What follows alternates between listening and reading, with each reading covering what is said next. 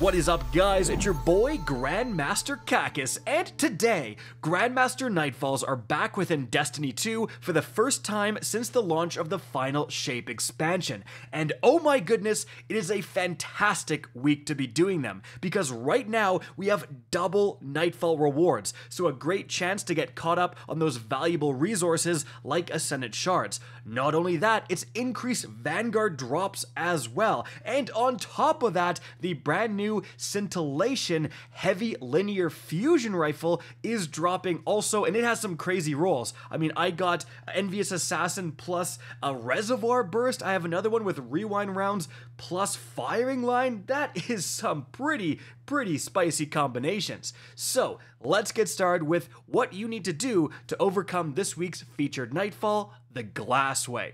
So, starting things off, let's go over the 3 different builds my team was using, one for each different class. Now, as for the most important modifiers to be aware of when build crafting, we do have Barrier and Overload champions being featured here. It is a Void threat. Overcharged weapons are accessible, and then we have Solar and Void Surge.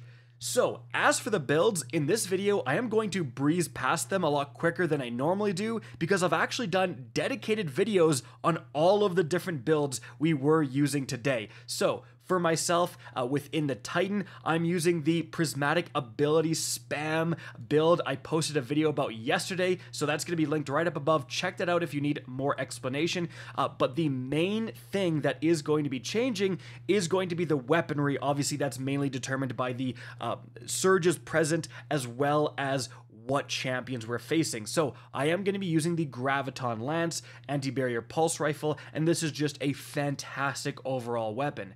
After that, I am going to be using a Call just because it's amazing, and being Strand is going to get me that darkness energy I need to go Transcendent, which is definitely a thing I'm going to be doing a lot with this build.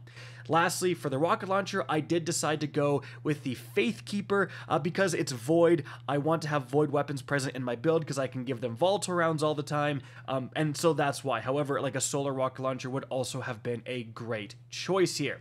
Now, moving on from there, for the Hunter, they were using the Prismatic Arc tank build based around the Gifted Conviction chess piece to jolt everything and also become nearly unkillable while you're doing that thanks to damage resistance. And you can see me quickly go over, the fragment layout, the abilities, as well as the different armor mods. Of course, there are going to be some slight differences between the build videos and what we actually used, again, based on the surges and so on. But in terms of weaponry here, guys, we are going to be using the Wish Ender. This is a fantastic choice. It has built-in anti-barrier rounds, and it does a lot of damage. For a primary weapon, it does a ton of damage, and importantly, it goes through the boss's shields. Like, we have Hydra bosses, and you can just stand there with the Wish Ender and shoot right through that shield over and over again. And it's honestly like the perfect thing to have if the rest of the team has run out of ammo. It's actually going to give you the ability to take down that boss in a reasonable amount of time. Now, after that, we are going to be using the Indebted Kindness, importantly, with Volt Shot, works really well with the build, and then our heavy is going to be, of course, a God Roll Reconstruction Bait and Switch Apex Predator. Then after that, we have the Solar Healing Hunter based around the Speaker's Sight. Again, video linked right up above. But yeah, this thing is phenomenal at keeping not only yourself, but the other 2 of us alive, constantly throwing those healing turrets. And then you can see the fragment layout as well as the different armor mods right here. Again, you can just watch that build guide or slow down the video, whatever you want to do.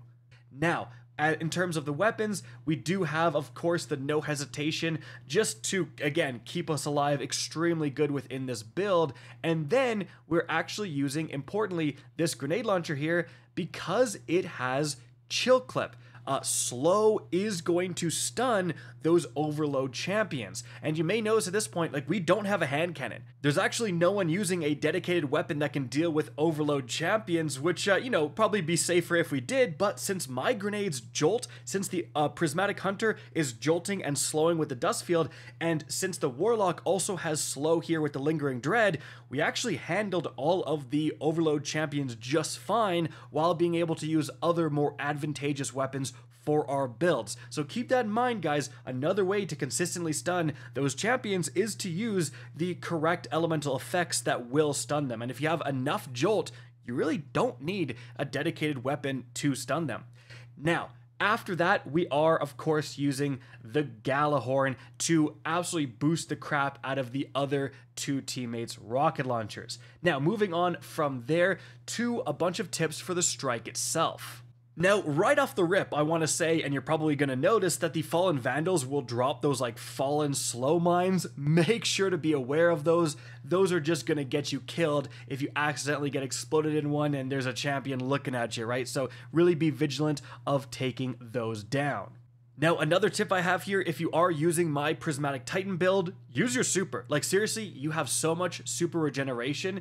I got my super back so much within this Grandmaster. Like, I was spamming the darn thing. So definitely, you know, for those first mini bosses and stuff like that, it is worth using your super on because you're going to get it back pretty darn quickly.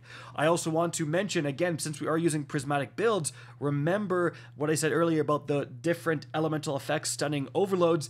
That applies to your Transcendent grenades. Transcendence is still a new thing. A lot of people are getting used to activating it properly, but like, since my Transcendent grenades as a Titan, they jolt on the second half, they can be used to stun overload champions. The Hunter Transcendent grenades, they also have a slow effect as well. That's going to help do that. So again, like, use your Transcendence in order to get those elemental effects to deal with certain types of champions, or again, just use them to add clear or whatever. But popping Transcendence is a very valuable thing, and it's just something that we didn't have access to the last time Grandmasters were in rotation.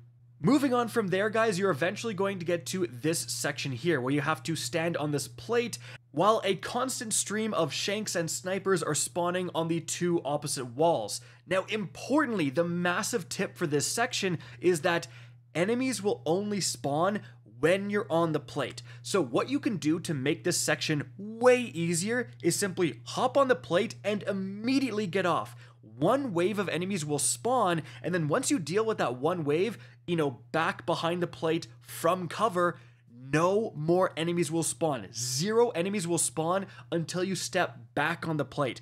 So it's going to be obviously slower, but it's 10 times safer than trying to like tank the damage while on the plate. Now, you can do that if you have if you have enough healing, but again, hop on, wait for the wave to clear, hop back on. That's going to be a lot better. But moving on from there, we have the infamous Glassway final boss fight. Frankly, this is where the majority of your time spent in this Nightfall is going to take place. This boss fight is a doozy, especially on Grandmaster. So we are holding out in that left structure. As you can see, this is going to funnel all the enemies through this one hallway. Now, there is a chance if you're moving around out of the other two exits to this like left zone, then enemies will be attracted to come in either the left or the right exit. But if you kind of stay in this middle, almost all of them are going to funnel through this one hallway. Now, obviously, that's fantastic for any sort of crowd control. You know, shooting a blinding grenade down this hallway will just blind everything, you know, coming in. Having suspending bursts is going to suspend tons of stuff with one single Dranger's Lash, for example, or even just throwing my pulse grenade. It is just affecting so many different enemies that are going through this funnel. But really, the most important piece of information to know about this boss fight is that the enemy spawns are tied to the health of the two different bosses. Remember, you have the big Hydra guy, he's pretty easy to notice, but you also have that smaller Hydra, and that smaller Hydra is going to come right into where you're holding out in the left, as you can see.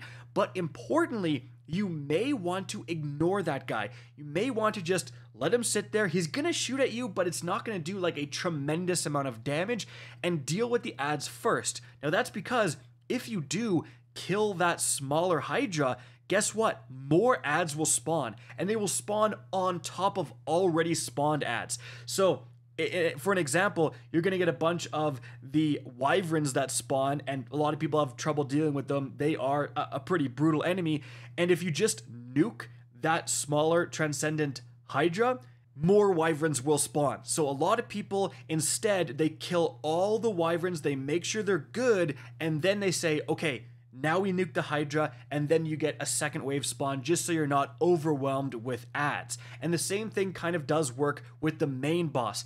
There's champion spawns tied to the main boss's health. So make sure you're all good clearing out all the ads that you need to clear out before doing a bunch of damage, popping your super, whatever, on the main Hydra boss, because again, you don't want to be still dealing with the wyverns and then all of a sudden there's an overload champion behind you. It's not going to end well. You can split up those ad spawns by only dealing damage to those bosses when you're good and ready.